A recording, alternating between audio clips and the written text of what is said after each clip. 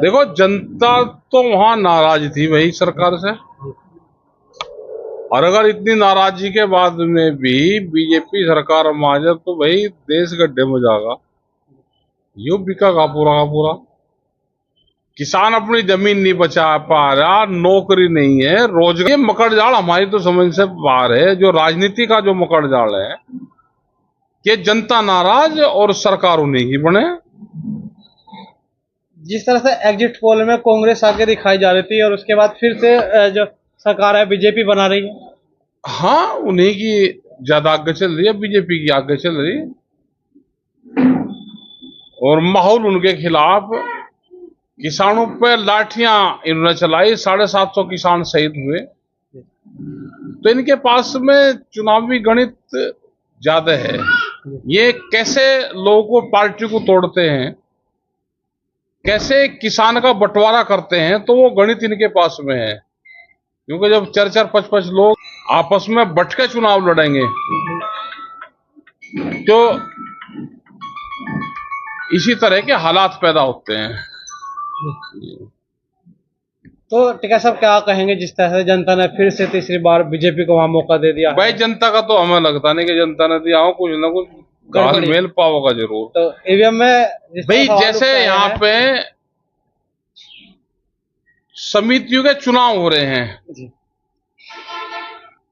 यहाँ पे पर्चे कैंसिल कर रहे हैं, तो चुनाव जीतने के बहुत तरीके सरकार के पास में हैं। इसके पर्चे कैंसिल करके होता है, ईवीएम में होता है, या और दूसरे तरीके से होता है, या लोगों को बीच में फाड़ डाल का होता है। तो चुनाव जीतने के कौन कौन से तरीके होंगे वो इस सरकार को पता है। पानीपत में ईवीएम की गिनती भी रुकवा दी है कांग्रेस के प्रत्याशी ने, गड़बड़ी का आरोप है। चलो, आरोप है तो चुनाव आयोग देखेगा, वहां के अधिकारी देखेंगे। इनकी सीट आ रही है सरकार की, इतने की उम्मीद किसी को नहीं थी। लेकिन क्या गणित रहे, ये दूसरी पार्टी को गठबंधन नहीं होने देते, उनको सबको अलग अलग लड़वाते हैं, और उसके बाद में रिजल्ट का हाल यही होता है। इस बार लग रहा था हरियाणा में कांटे की टक्कर के बाद में कांग्रेस आगे रहेगी, लेकिन रिजल्ट देखो, वहां पे कास्टिज्म का बड़ा खेल है। किसान वर्सेस अदर्स में चुनाव का खेल खेलते हैं, बहुत साइलेंट तरीके से खेलते हैं। ये बड़ा घपला है किस्म से वहां पे। हरियाणा में आंदोलन में सबसे ज्यादा लाठियां चली, किसानों की डेथ हुई, शहादत हुई, और उसके बाद में भी रिजल्ट इस तरह के आ रहे हैं।